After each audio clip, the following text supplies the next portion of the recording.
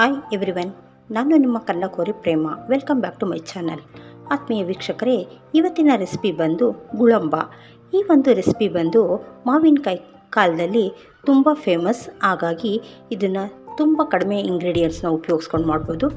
ತುಂಬ ಹೆಲ್ತಿಯಾಗಿರುತ್ತೆ. ನಾವು ಮನೆಯಲ್ಲೇ ಮಾಡೋದ್ರಿಂದ ಮಕ್ಳಿಗೂ ಇಷ್ಟ ಆಗುತ್ತೆ. ಹಾಗಾಗಿ ಈ ಒಂದು ಗುಳಂಬನ ಬ್ರೆಡ್ ಜೊತೆ, ದೋಸೆ ಜೊತೆ, ಚಪಾತಿ ಜೊತೆ ಮಕ್ಕಳು ಹೊರಗಡೆ ತಂದು ಜಾಮ್ ತಿನ್ನೋದ್ರ ಬದಲು ಮನೆಯಲ್ಲೇ ಮಾಡಿಟ್ಕೊಂಡ್ರೆ ತುಂಬ ದಿವಸ ಇದನ್ನು ಸ್ಟೋರ್ ಮಾಡಿಟ್ಕೊಂಡು ಮಕ್ಕಳು ಕೇಳಿದಾಗೆಲ್ಲ ಹಾಕ್ಕೊಡ್ಬೋದು. ಹಾಗಾಗಿ ಈ ರೆಸಿಪಿನ ತುಂಬ ಈಸಿಯಾಗಿ ಹೇಳ್ಕೊಡ್ತೀನಿ. ಬನ್ನಿ ಹೇಗೆ ಮಾಡೋದು ಅಂತ ನೋಡೋಣ. ಬನ್ನಿ, ಈ ಮಾವಿನಕಾಯಿ ಗುಳಂಬ ಮಾಡೋದಕ್ಕೆ ಯಾವ ಯಾವ ಇಂಗ್ರೀಡಿಯೆಂಟ್ಸ್ ಬೇಕು ಅಂತ ನೋಡ್ತಾ ಹೋಗೋಣ. ಮೊದಲಿಗೆ ನೋಡಿ, ನಾನು ಈ ಸೈಜಿನ ಒಂದು ಮಾವಿನಕಾಯಿ ತೊಗೊಂಡಿದ್ದೀನಿ. ಅದು ಯಾವ ಥರ ಮಾವಿನಕಾಯಿ ಆದರೂ ತೊಗೊಳ್ಳಿ, ಆದರೆ ಸ್ವಲ್ಪ ಹುಳಿ ಕಡಿಮೆ ಇದ್ದರೆ ತುಂಬ ಚೆನ್ನಾಗಿರುತ್ತೆ. ಹಾಗಾಗಿ ನಾನು ಸ್ವಲ್ಪ ಹುಳಿ ಕಡಿಮೆ ಇರುವಂತಹ ಮಾವಿನಕಾಯಿ ತೊಗೊಂಡಿದ್ದೀನಿ.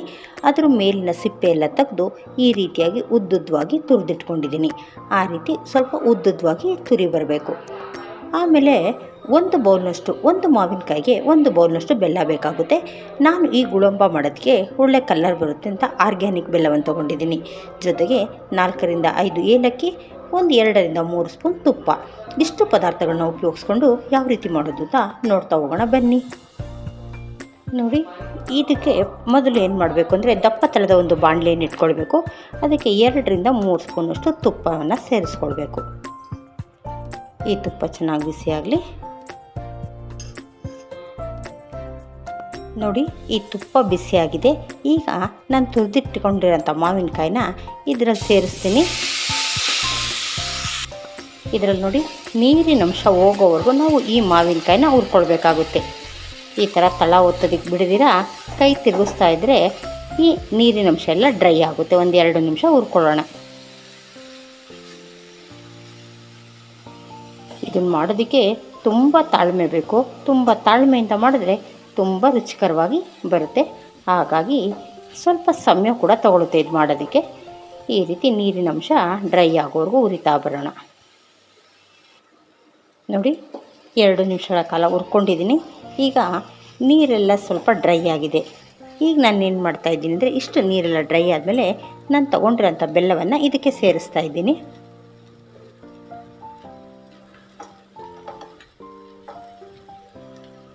ಈ ಬೆಲ್ಲವನ್ನು ಸೇರಿಸಿದಾದ್ಮೇಲೆ ಚೆನ್ನಾಗಿ ಮಿಕ್ಸ್ ಮಾಡಬೇಕು. ಏಕೆಂದರೆ ಈ ಬೆಲ್ಲದಲ್ಲಿ ಚೆನ್ನಾಗಿ ಕುದಿಬೇಕಿದು. ಬೆಲ್ಲ ಸ್ವಲ್ಪ ಕುಟ್ಟಿ ಹಾಕಿದ್ದೀನಿ, ಆದರೂ ಸಹ ಕರಗುತ್ತೆ ಇದರಲ್ಲಿ. ಈಗ ನಿಧಾನವಾಗಿ ತಿರುಗಿಸ್ತಾ ತುಂಬ ಹೊತ್ತು ಇದನ್ನು ಕರಗೋವರೆಗೂ ಕುದಿಸ್ಕೊಳ್ಬೇಕು. ಈ ರೀತಿ ಮಿಕ್ಸ್ ಮಾಡ್ತಾ ಬನ್ನಿ. ನೋಡಿ, ಈ ರೀತಿ ತಿರುಗಿಸ್ತಾ ಬಂದರೆ ಬೆಲ್ಲವೆಲ್ಲ ಕರಗುತ್ತೆ. ನೋಡಿ, ಇದರಲ್ಲಿ ಬೆಲ್ಲ ಎಲ್ಲ ಸ್ವಲ್ಪ ಕರಗ್ತಾ ಬಂದಿದೆ. ಆದರೂ ಕೂಡ ಇದನ್ನು ಎಷ್ಟು ಸಮಯ ಕುದಿಸ್ಬೇಕಂದ್ರೆ, ನೋಡಿ ಇದರಲ್ಲಿ ನೀರು ಹಿಂಗೆ ಬರ್ತಾ ಇದೆಯಲ್ಲ, ಈ ನೀರು ಪೂರ್ತಿ ಡ್ರೈ ಆಗಬೇಕು. ಇದು ತುಂಬ 1 ಎಳೆ ಪಾಕದಷ್ಟು ಬರಬೇಕು. ಅಲ್ಲಿನವರೆಗೂ ಮಿನಿಮಮ್ ಅಂದರೆ ಒಂದು 10 ನಿಮಿಷ ಆದರೂ ಇದನ್ನು ಕುದಿಸ್ಕೊಳ್ಬೇಕಾಗುತ್ತೆ. ಈ ರೀತಿ ತಿರುಗಿಸ್ತಾ ಒಂದು ಕ್ಯಾಪ್ ಕ್ಲೋಸ್ ಮಾಡಿಟ್ರೆ ನೀಟಾಗಿ ಕುದಿಯುತ್ತೆ. ಎಲ್ಲಿನವರೆಗೂ ಯಾವ ಹದದವರೆಗೂ ಕುದಿಸ್ಬೇಕು ಅಂತ ತೋರಿಸ್ತೀನಿ. ಬನ್ನಿ, ಕುದಿಯೋದಕ್ಕೆ ಬಿಡೋಣ. ನೋಡಿ, ಈ ರೀತಿಯಾಗಿ ಕುದೀತಾ ಬರಬೇಕು. ಆಗ ಈ ನೀರಿನ ಅಂಶ ಇದೆಯಲ್ಲ, ಇದೆಲ್ಲವನ್ನು ಫುಲ್ಲು ಡ್ರೈ ಆಗಬೇಕಿದೆಲ್ಲವೂ. ಆಗ ಇದು ಜಾಮ್ ಥರ ಗಟ್ಟಿಗಾಗುತ್ತೆ. ಅಲ್ಲಿನವರೆಗೂ ಕುದಿಸ್ಕೋಬೇಕು. ಆದರೆ 1-2 ನಿಮಿಷಕ್ಕೆ ಒಂದೊಂದು ಸಾರಿ ಹೀಗೆ ತಿರುಗಿಸ್ಕೊಳ್ಳೋಣ. ಏಕೆಂದರೆ ತಳ ಹೊತ್ತಬಾರ್ದು. ಹಾಗಾಗಿ ತಿರುಗಿಸಿ ಬಿಟ್ಟರೆ ಮತ್ತೆ ಕುದಿಯೋದಕ್ಕೆ ಪ್ರಾರಂಭ ಮಾಡುತ್ತೆ. ಈಗ ನಾವು ಕೈಯಿಂದ ಹಿಂಗೆ ನೋಡಿದ್ರೆ ಇದು 1 ಎಳೆ ಪಾಕ ಥರ ಬರಬೇಕು. ಅಲ್ಲಿನವರೆಗೂ ಕುದಿಸ್ಕೋಬೇಕಾಗುತ್ತೆ. ನೋಡಿ, ಚೆನ್ನಾಗಿ ಕುದೀತಾ ಬಂದಿದೆ. ಇನ್ನು ಸ್ವಲ್ಪ ಈ ನೀರಿನ ಅಂಶ ಕಾಣ್ತಾ ಇದೆಯಲ್ಲ, ಇದೆಲ್ಲ ಡ್ರೈ ಆದರೆ ಇನ್ನೊಂದು 2 ನಿಮಿಷದಲ್ಲಿ ರೆಡಿ ಆಗುತ್ತೆ. ಇನ್ನೊಂದು 2 ನಿಮಿಷಗಳ ಕಾಲ ನಾವು ಕುದಿಸ್ಕೋಬೇಕಾಗುತ್ತೆ. ನೋಡಿ, ಸ್ವಲ್ಪ ನೀರಿನ ಅಂಶ ಮಾತ್ರ ಇದೆ. ಅದು ಡ್ರೈ ಆಗೋವರೆಗೂ ಕುದಿಸ್ಕೊಳ್ಳೋಣ. ನೋಡಿ, ಎಲ್ಲೂ ತಳ ಒತ್ತಿಲ್ಲ. ಈ ರೀತಿಯಾಗಿ ತಿರುಗಿಸ್ತಾ ತಳ ಒತ್ತೋದಕ್ಕೆ ಬಿಡಬಾರ್ದು. ಈ ರೀತಿ ತಿರುಗಿಸ್ತಾ ಇದ್ದರೆ ಅದೆಲ್ಲೂ ತಳ ಒತ್ತಲ್ಲ. ನೋಡಿ, ಈಗ ಈ ಗುಳುಂಬ ಒಂದು ಕನ್ಸಿಸ್ಟೆನ್ಸಿಗೆ ಬರ್ತಾ ಇದೆ. ಈ ಹಲ್ವಾ ಟೈಪ್ ಬರಬೇಕು. ನೋಡಿ, ಈ ಥರ ಬರಬೇಕು. ಎಲ್ಲವೂ ಹಿಂಗೆ ನೀರಿನ ಅಂಶ ಎಲ್ಲ ಇಂಬ್ರಿದೆ. ಈ ಥರ ನಾವು ಹಿಂಗೆ ಎತ್ತಿ ನೋಡಿದ್ರೆ ಹಿಂಗೆ ಈಸಿಯಾಗಿ ಬೀಳಬಾರ್ದು. ನೋಡಿರಿ ಈ ಥರ ಗಟ್ಟಿಯಾಗಿ ಬರಬೇಕು. ಈ ಥರ ಗಟ್ಟಿಯಾಗಿ ಬಂದರೆ ಇದ್ರ ಕನ್ಸಿಸ್ಟೆನ್ಸಿ ಕರೆಕ್ಟಾಗಿ ರೆಡಿ ಆಗಿದೆ ಅಂತ. ಈಗ ನಾನು ಈ ಒಂದು ಟೈಮಲ್ಲಿ ನಾನು ತೊಗೊಂಡಿರೋಂಥ 4 ಏಲಕ್ಕಿಗಳನ್ನ ಸಕ್ಕರೆ ಜೊತೆ ಮಿಕ್ಸ್ ಮಾಡಿಕೊಂಡು ಪೌಡರ್ನ ಇದಕ್ಕೆ ಸೇರಿಸ್ತಾ ಇದ್ದೀನಿ. ಸೇರಿಸಿ ಮತ್ತೆ ಒಳ್ಳೆಯದೊಂದು ಮಿಕ್ಸ್ ಮಾಡಿ 1 ನಿಮಿಷಗಳ ಕಾಲ ಇದನ್ನು ಮತ್ತೆ ಸ್ಟವ್ ಮೇಲೆ ಬಿಡೋಣ. ಅಲ್ಲಿ ಫುಲ್ ಸಂಪೂರ್ಣವಾಗಿ ರೆಡಿ ಆಗುತ್ತೆ. ನೋಡಿ, ಎಲ್ಲೂ ನೀರಿನ ಅಂಶ ಇಲ್ಲ. ನೋಡ್ತಾ ಇದ್ದೀರಲ್ಲ, ಈ ರೀತಿ ಚೆನ್ನಾಗಿ ಹದವಾಗಿ ರೆಡಿಯಾಗಿದೆ. ನೋಡಿ, ಈ ಕರೆಕ್ಟ್ ಕನ್ಸಿಸ್ಟೆನ್ಸಿಲಿ ರೆಡಿಯಾಗಿದೆ. ಈ ಒಂದು ಟೈಮಲ್ಲಿ ನಾವು ಫ್ಲೇಮನ್ನು ಆಫ್ ಮಾಡ್ಕೊಳ್ಬೋದು. ಆ ನಂತರ ನಾನು ಇದನ್ನು ಯಾವ ರೀತಿ ಯೂಸ್ ಮಾಡೋದು ಅಂತ ನೋಡೋಣ.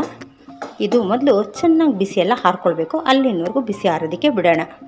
ಈಗ ನಾನು ಫ್ಲೇಮ್ನ ಆಫ್ ಮಾಡ್ತಾಯಿದ್ದೀನಿ. ನೋಡಿ, ಈ ಗುಳಂಬ ಸವಿಯಲು ಸಿದ್ಧವಾಗಿದೆ. ಈ ರೀತಿ ಜಾಮ್ ಥರ ಹಿಂಗೆ ಗಟ್ಟಿಯಾಗಿ ಬರಬೇಕು. ಇದು ಕರೆಕ್ಟ್ ಕನ್ಸಿಸ್ಟೆನ್ಸಿಲಿ ರೆಡಿಯಾಗಿದೆ. ನೋಡ್ತಾ ಇದ್ದಿರಲ್ಲ, ನೋಡೋದಕ್ಕೆ ಡಿಟೋ ಜಾಮ್ ಥರನೇ ಇದೆ. ಈಗ ಈ ರೀತಿ ರೆಡಿ ಆದಮೇಲೆ ನಾವು ಈ ರೀತಿ ಬಾಟಲಲ್ಲಿ ಹಾಕಿ ಇಟ್ಕೊಂಡ್ರೆ ತುಂಬ ದಿನಗಳವರೆಗೂ ನಾವು ಸ್ಟೋರ್ ಮಾಡಿಟ್ಕೊಳ್ಬೋದು. ಇದು ಯಾವುದ್ರ ಜೊತೆ ಕಾಂಬಿನೇಷನ್ ಅಪ್ಪ ಅಂದರೆ ದೋಸೆ ಜೊತೆ, ಚಪಾತಿ ಜೊತೆ. ಮಕ್ಕಳಿಗೆ ಹೇಗೆ ಚಪಾತಿಗೆಲ್ಲ ಬ್ರೆಡ್ಗೆಲ್ಲ ನಾವು ಜಾಮ್ ಹಾಕ್ಕೊಡ್ತೀವೋ ಅದೇ ರೀತಿ ಈ ಗುಳುಂಬಾನ ಬ್ರೆಡ್ ಜೊತೆ, ಚಪಾತಿ ಜೊತೆ ಎಲ್ಲ ಹಾಕ್ಕೊಟ್ರೆ ಇದು ಮನೆಯಲ್ಲೇ ಮಾಡಿರೋದ್ರಿಂದ ಯಾವುದೇ ನಾವು ಕಲ್ಲರ್ನ ಉಪಯೋಗಿಸಿರಲ್ಲ, ಫುಡ್ ಕಲರ್ ಇರಲ್ಲ, ಜೊತೆಗೆ ಪ್ರಿಸರ್ವೇಟಿವ್ ಇರಲ್ಲ, ತುಂಬ ಹೆಲ್ತಿಯಾಗಿರುತ್ತೆ. ಹಾಗಾಗಿ ನೀವು ಮಕ್ಕಳಿಗೆ ಈ ರೀತಿ ಮಾಡಿಕೊಡಿ. ನಿಮ್ಮ ಮಕ್ಕಳು ಎಲ್ಲ ಇಷ್ಟಪಟ್ಟು ತಿಂತಾರೆ. ನೋಡ್ತಾ ಇದ್ದೀರಲ್ಲ, ಬ್ರೆಡ್ಗೆ ಈ ರೀತಿ ಸೌರಿ ಜಾಮ್ ಥರ ಎಲ್ಲ ಕಡೆ ಹಾಕ್ಬಿಡೋಣ. ಹಾಕಿ ಮೇಲೊಂದು ಪೀಸ್ ಬ್ರೆಡ್ ಹಾಕ್ಕೊಟ್ರೆ ಮಕ್ಕಳು ಸಂಜೆ ಮನೆಗೆ ಬಂದ ತಕ್ಷಣ ತುಂಬ ಖುಷಿಪಟ್ಟು ತಿಂತಾರೆ. ಅವ್ರ ಆರೋಗ್ಯಕ್ಕೂ ನಾವು ಮನೆಯಲ್ಲೇ ಮಾಡಿರೋದ್ರಿಂದ ಅವ್ರ ಹೆಲ್ತ್ಗೂ ಒಳ್ಳೆಯದಲ್ವ. ಹಾಗಾಗಿ ಒಮ್ಮೆ ಈ ರೀತಿ ಮಾಡಿ ಮಕ್ಕಳು ಕೊಡಿ. ನೋಡಿ, ಈ ರೀತಿಯಾಗಿ ಎಲ್ಲ ಕಡೆ ಈ ಗುಳಂಬನ ಹಚ್ಚಿದ ಮೇಲೆ ಇನ್ನೊಂದು ಪೀಸ್ ಬ್ರೆಡ್ ಹಾಕ್ಕೊಡಿ. ಆಗ ಮಕ್ಕಳು ತುಂಬ ಖುಷಿಪಟ್ಟು ತಿಂತಾರೆ. ಈ ಮಾವಿನಕಾಯಿ ಸೀಸನ್ ಮುಗಿಯೋದ್ರೊಳಗೆ ಒಮ್ಮೆ ನೀವು ಈ ರೀತಿಯಾಗಿ ಮಾಡಿ. ಆ ಮಕ್ಕಳಿಗೂ ಇಷ್ಟ ಆಗುತ್ತೆ, ನಿಮಗೂ ಇಷ್ಟ ಆಗುತ್ತೆ. ಹಾಗಾಗಿ ನಿಮ್ಮೆಲ್ರಿಗೂ ಈ ರೆಸಿಪಿ ಇಷ್ಟ ಆದರೆ ಲೈಕ್, ಶೇರ್, ಸಬ್ಸ್ಕ್ರೈಬ್ ಮಾಡೋದನ್ನ ಮರಿಬೇಡಿ. Thank you.